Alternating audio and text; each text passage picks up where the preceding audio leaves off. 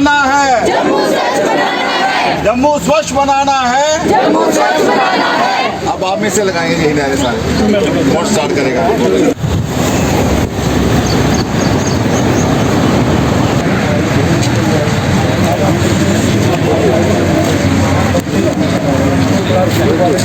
आराम से लगे नहीं।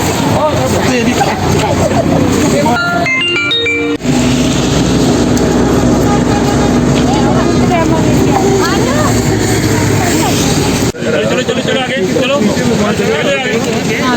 चलो जी आगे चलो।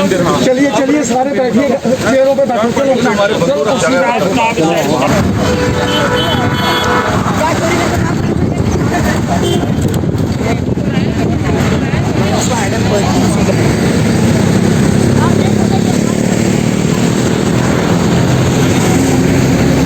आज यहाँ प्लास्टिक ना फेंका जाए, वो दूसरे मटेरियल का इस्तेमाल हो।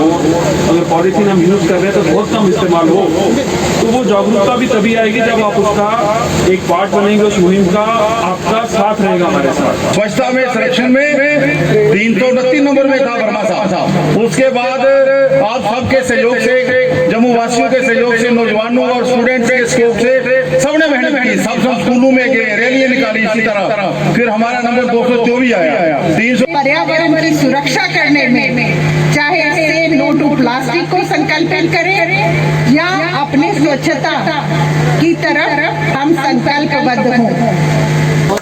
पीछे पीछे नहीं करवाया सर। हाँ सर, फोटोग्राफ बहुत अच्छा, आगे भी इसको कंटिन्यू रखना।